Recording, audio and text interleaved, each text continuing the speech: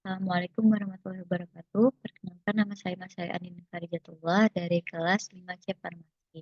Di sini saya akan menjelaskan apa itu Cost Effectiveness Analysis atau CE dengan studi kasus yang berjudul Analisis Efektivitas Biaya Penggunaan Antidiabetik Oral pada Pasien Diabetes Mellitus Rawat Jalan di RSU Haji Surabaya.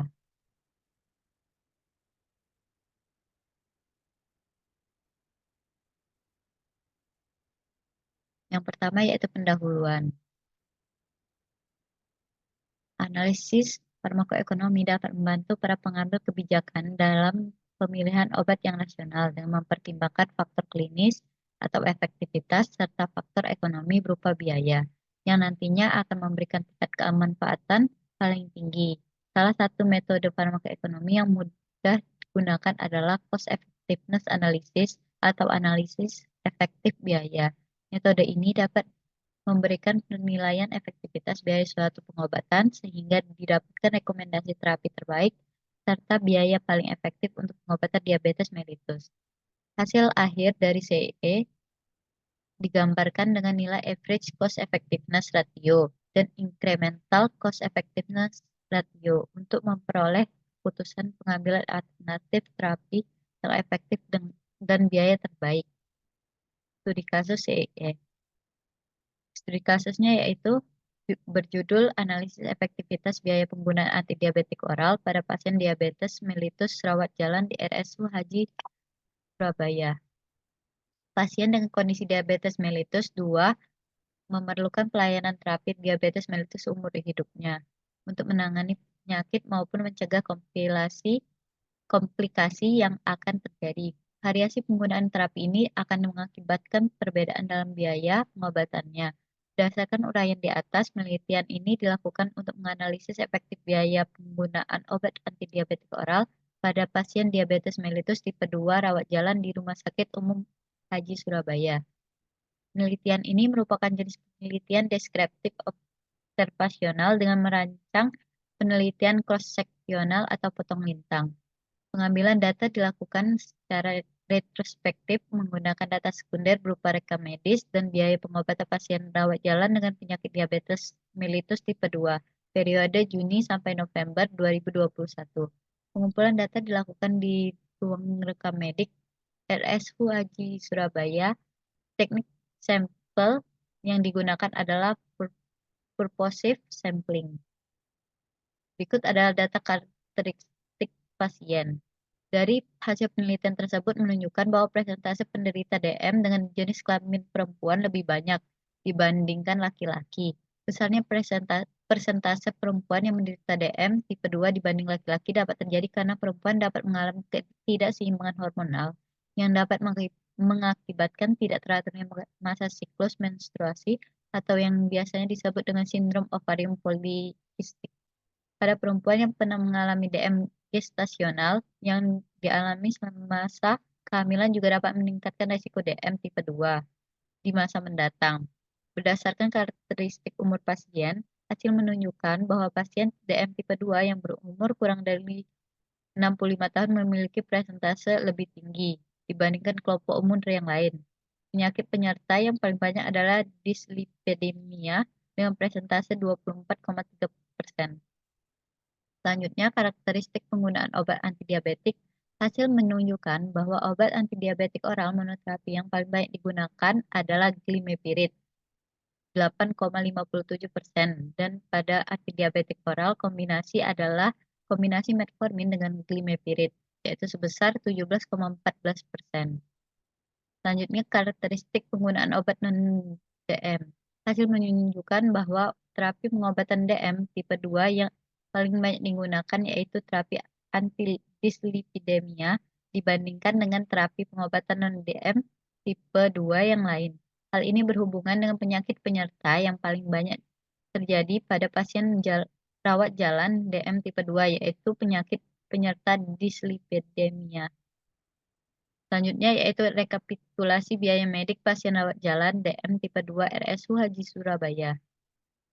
Hasil menunjukkan bahwa biaya pengobatan DM tipe 2 dengan antidiabetik oral monoterapi yang paling tinggi yaitu glimepiride dengan total biaya medik langsung sebesar Rp175.897,17. Sedangkan terapi pengobatan antidiabetik oral kombinasi, biaya pengobatan paling tinggi yaitu kombinasi antara pioglitazone, acarbose, dan gliclidone dengan total biaya medik langsung sebesar Rp704.770. Selanjutnya persentase efektivitas. Perhitungan efektivitas kemudian dilakukan untuk digunakan dalam perhitungan parameter ASER dan ISER. Perhitungan efektivitas terapi masing-masing intervensi berbeda tergantung dari outcome klinis yang dihasilkan. Hasil menunjukkan bahwa pengobatan DM tipe 2 dengan antidiabetik oral monoterapi yang paling efektif yaitu gliclazid dengan persen efektivitas sebesar 10%. Pada pengobatan DM tipe 2 dengan antidiabetik oral kombinasi yang paling efektif yaitu kombinasi antara pioglitazone, metformin, dan glimepiride dengan persen efektivitas sebesar 55,56%. Selanjutnya yaitu data hasil perhitungan ASER. Hasil menunjukkan bahwa pengobatan DM tipe 2 dengan menggunakan terapi antidiabetik oral monoterapi yang paling cost efektif berdasarkan nilai ASER yaitu gliclazid dengan nilai ASER sebesar Rp1.331,15. Sedangkan pada pengobatan DM tipe 2 dengan menggunakan terapi antidiabetik oral kombinasi yang paling cost efektif yaitu kombinasi pioglitazone, metformin, dan glimepiride dengan nilai ASER sebesar Rp3.266,34. Terapi yang paling cost efektif pada pengobatan DM tipe 2 tersebut menunjukkan bahwa terapi tersebut memiliki nilai efektivitas tertinggi dengan biaya yang rendah, sehingga dapat menguntungkan masyarakat terutama pemerintah dan pasien DM tipe 2. Yang selanjutnya yaitu cost effectiveness grid oral monoterapi. Hasil menunjukkan bahwa kedua alternatif acarbose dan glimepiride berada pada kolom C. Arti dari kolom C yaitu didominasi adalah bahwa suatu intervensi memiliki efektivitas lebih rendah dengan biaya lebih tinggi dibandingkan yang lain. Sehingga jika ada intervensi yang berada pada kolom tersebut, maka tidak dapat dijadikan pertimbangan alternatif pengobatan utama.